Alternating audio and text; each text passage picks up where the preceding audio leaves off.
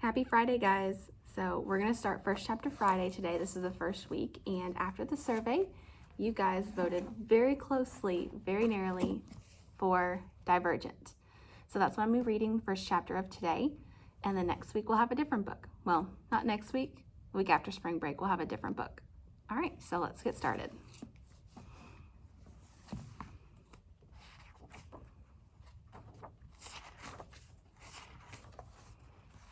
Chapter 1. There was one mirror in my house. It is behind a sliding panel in the hallway upstairs. Our faction allows me to stand in front of it on the second day of every third month, the day my mother cuts my hair. I sit on the stool and my mother stands behind me with the scissors, trimming. The strands fall on the floor in a dull blonde ring. When she finishes, she pulls my hair away from my face and twists it into a knot. I note how calm she looks and how focused she is. She is well practiced in the art of losing herself. I can't say the same of myself. I sneak a look at my reflection when she isn't paying attention, not for the sake of vanity, but out of curiosity.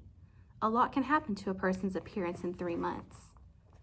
In my reflection, I see a narrow face, wide, round eyes, and a long, thin nose.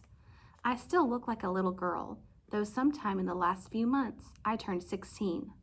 The other factions celebrate birthdays, but we don't. It would be self-indulgent.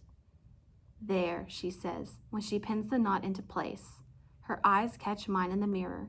It is too late to look away, but instead of scolding me, she smiles at our reflection. I frown a little. Why doesn't she reprimand me for staring at myself? So today is the day, she says. Yes, I reply. Are you nervous? I stare into my own eyes for a moment.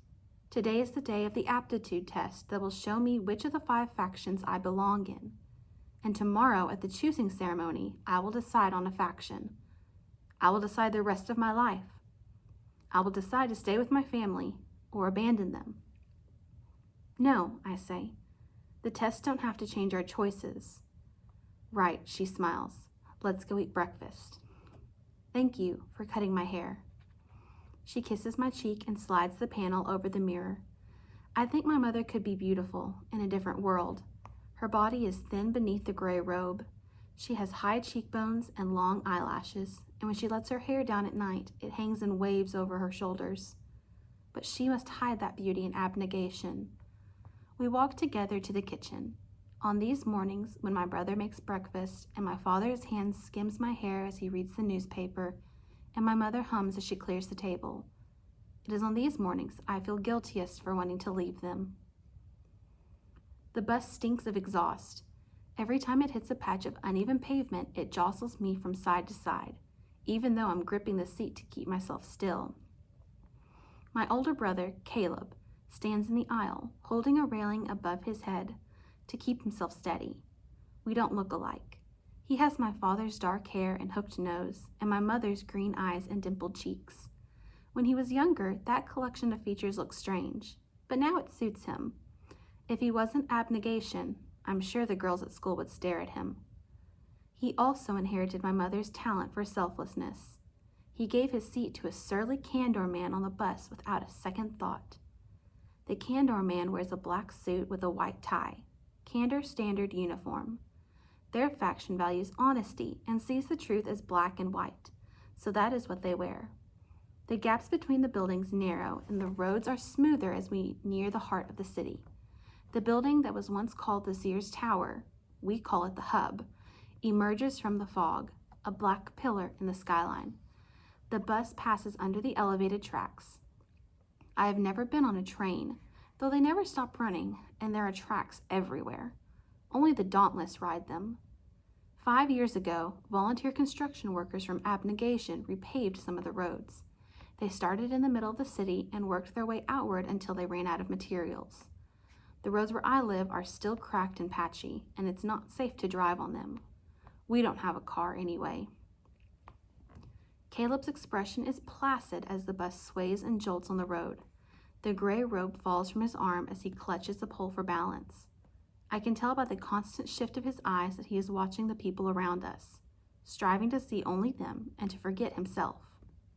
Candor values honesty, but our faction, abnegation, values selflessness. The bus stops in front of the school and I get up, scooting past the Candor man. I grab Caleb's arm as I stumble over the man's shoes. My slacks are too long, and I've never been that graceful. The upper levels building is the oldest of the 3 schools in the city: lower levels, mid-levels, and upper levels. Like all the other buildings around it, it is made of glass and steel. In front of it is a large metal sculpture that the Dauntless climb after school, daring each other to go higher and higher. Last year, I watched one of them fall and break her leg. I was the one who ran to get the nurse. Aptitude test today, I say. Caleb is not quite a year older than I am, so we are in the same year at school. He nods as we pass through the front doors. My muscles tighten the second we walk in.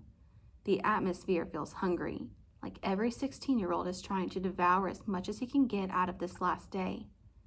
It is likely that we will not walk these halls again after the choosing ceremony.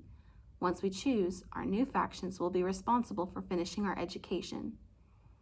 Our classes are cut in half today, so we will attend all of them before the aptitude tests, which take place after lunch. My heart is already elevated. You aren't at all worried about what they'll tell you? I ask Caleb. We pause at the split in the hallway where he will go one way, toward advanced math, and I will go the other, toward faction history. He raises an eyebrow at me. Are you? I could tell him I've been worried for weeks about what the aptitude test will tell me. Abnegation, candor, erudite, amity, or dauntless. Instead, I smile and say, not really. He smiles back. Well, have a good day. I walk toward faction history, chewing on my lower lip. He never answered my question. The hallways are cramped, though the light coming through the windows creates the illusion of space. They are one of the only places where the factions mix at our age. Today the crowd has a new kind of energy, a last day mania. A girl with long curly hair shouts, "Hey!" next to my ear, waving at a distant friend. A jacket slave smacks me on the cheek. Then an erudite boy in a blue sweater shoves me. I lose my balance and fall hard on the ground. "Out of my way, stiff," he snaps and continues down the hallway. My cheeks warm, I get up and dust myself off. A few people stopped when I fell, but none of them offered to help me. Their eyes follow me to the edge of the hallway.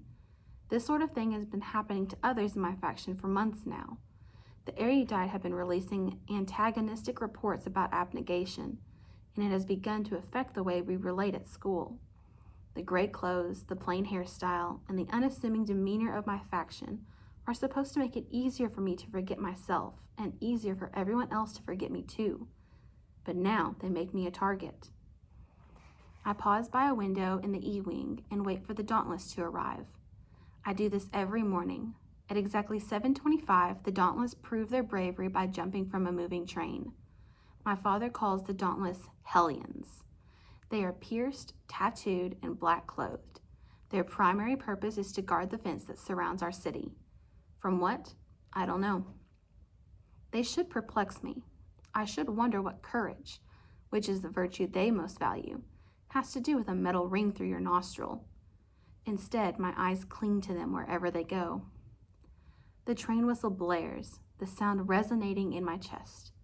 The light fixed to the front of the train clicks on and off as the train hurtles past the school, squealing on iron rails. And as the last few cars pass, a mass exodus of young men and women in dark clothing hurl themselves from the moving cars, some dropping and rolling, others stumbling a few steps before regaining their balance. One of the boys wraps his arm around a girl's shoulders, laughing. Watching them is a foolish practice. I turn away from the window and press through the crowd to the faction history classroom. All right, so that was chapter 1 of Divergent. I hope you guys really enjoyed that. And I just want to say that I know we're going to be out for a while. And so I really miss you guys, and hopefully we'll be able to see each other through like a video conference type classroom after spring break. I hope you guys are staying healthy. Please stay motivated. Try not to procrastinate. I promise it'll all be worth it in the end. And I'll try to make everything as enjoyable as I can while we're out. All right, see you guys next Friday.